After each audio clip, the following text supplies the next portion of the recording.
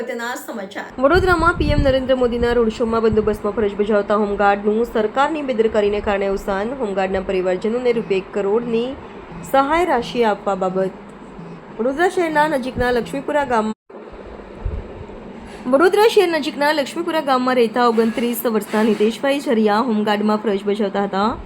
સોમવારે વડાપ્રધાન નરેન્દ્ર મોદીના સ્વાગત કાર્યક્રમ હતો, જેમાં તેમને રવિવારે સવારે 11 વાગ્યાથી ડ્યુટી પર તૈનાત કરવામાં આવ્યા હતા. રવિવારે આખો દિવસ, રાત અને આજે સવારે પણ તેઓ ડ્યુટી પર હાજર હતા. સવારે 8 વાગે નિતેશભાઈ ઝરિયાને અચાનક છાતીમાં દુખાવો પડતા સાથી કર્મચારીઓ હોસ્પિટલમાં સારવાર માટે લઈ ગયા હતા, પરંતુ તેમનો જીવ બચી શક્યો ન હતો. હોમગાર્ડ જવાનના પરિવારે જણાવ્યું છે કે નિતેશભાઈ કિશનવાડી વિસ્તારમાં પોઈન્ટ પર હાજર હતા. તે દરમિયાન તેમને હાર્ટ એટેક આવ્યો હતો, પરંતુ નિતેશભાઈને નજીકની હાર્ટ હોસ્પિટલમાં લઈ જવાને બદલે દૂર આવેલી સયાજી હોસ્પિટલમાં લઈ જવાયા હતા. જો તેમને નજીકની જ હોસ્પિટલમાં લઈ ગયા હોત અને તાત્કાલિક સારવાર મળી હોત તો તેમનો જીવ બચી ગયો હોત. ગુજરાત સરકારની બેજવાબદારીને કારણે હોમગાર્ડ તરીકે સેવા આપતા સુરક્ષાકર્મી નિતેશભાઈનું અવસાન થયું છે. એક તરફ મોદી સરકાર સિંદૂર સન્માન યાત્રા નીકાળી રહી છે અને બીજી તરફ રોડ શોના દેખાડામાં એક હોમગાર્ડનો જીવ લઈ લીધો છે. આમ આદમી પાર્ટીની માંગણી છે કે આ હોમગાર્ડના અવસાનની જવાબદારી સરકાર લે અને હોમગાર્ડ નિતેશભાઈના પરિવારજનોને રૂપિયા 1 કરોડની સહાય રાશિ આપે તેવી માંગણી સાથે વડોદરાના આમ આદમી પાર્ટીના વડોદરા શહેર પ્રમુખ અશોક ઓઝા દ્વારા કલેક્ટરને આવેદનપત્ર આપવામાં આવ્યું. તાજેતરમાં જે નરેન્દ્ર મોદીજીની રેલી હતી બરોડાની અંદર, તે એક દેખાવ પૂરતું પોતાનું સંગઠન બતાવવા માટે, પોતાની તાકાત બતાવવા માટે એક આયોજિત પ્રોગ્રામ હતો, જેને ખરેખર અત્યારે કોઈ જરૂરિયાત નથી. પરંતુ આવા પ્રોગ્રામો જ્યારે જ્યારે થતા હોય છે ત્યારે જનતા તેનો ભોગ બને છે.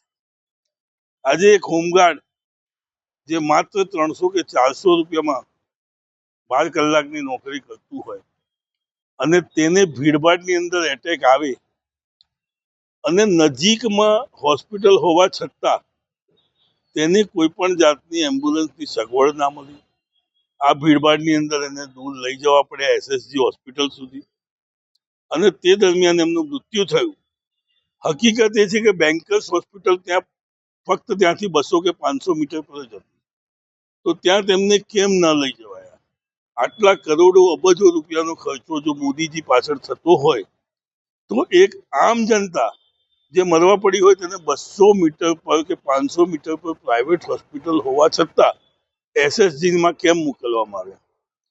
આજે એ વ્યક્તિનું મૃત્યુ થયું છે અને તેને 4 લાખ રૂપિયા જેવી નજીવી રકમ આપવામાં આવતી હોય તો આમ આદમી પાર્ટીની માંગ છે કે તે વ્યક્તિ પોતે એક જ વ્યક્તિ છે જે પોતાના ઘરમાં કમાનાર વ્યક્તિ છે, તેને ઓછામાં ઓછી 1 કરોડ રૂપિયાની રાશિ આપવામાં આવે. તે તેના ફરજ દરમિયાન મૃત્યુ પામ્યો છે અને આજે એક ગરીબ વ્યક્તિ કઈ રીતે એનું ઘર ચાલતું હોય તે આપણે બધા જ જાણીએ છીએ.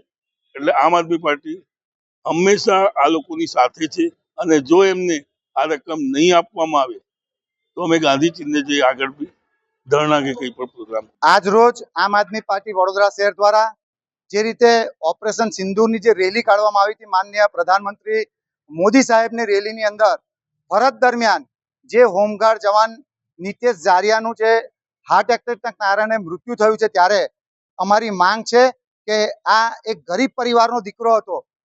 જે રીતે હોમગાર્ડ કલ્યાણ નિધિ તરફથી 4,05,000 રૂપિયાનો જે ચેક આપવામાં આવ્યો છે એને અમે ખૂબ ખૂબ અભિનંદન આપીએ છીએ હોમગાર્ડ જવાનોના જે નિધિ ફંડમાંથી. પણ આ જે ભૂલ જે છે એ ગુજરાત સરકારની છે. ગુજરાત સરકારે અને કેન્દ્રની સરકારે આ લોકોને જે રીતે આવી રીતે મૃત્યુ થયો છે, જે બિચારા ગરીબ ઘરનો દીકરો મૃત્યુ થયો છે, એના ઘરની અંદર માત્ર 2 વર્ષનો નાનો દીકરો છે, તો સ્વાભાવિક છે કે જે રીતે હોમગાર્ડ નિધિ ફંડમાંથી રકમ મળી છે એવી જ રીતે કેન્દ્ર સરકાર અને રાજ્ય સરકાર બંને ભેગા થઈ 1 કરોડ રૂપિયાની રાશિ આપે એવી અમારી માંગ છે. વિરેન રામી, લોકસભા પ્રમુખ, આમ આદમી પાર્ટી.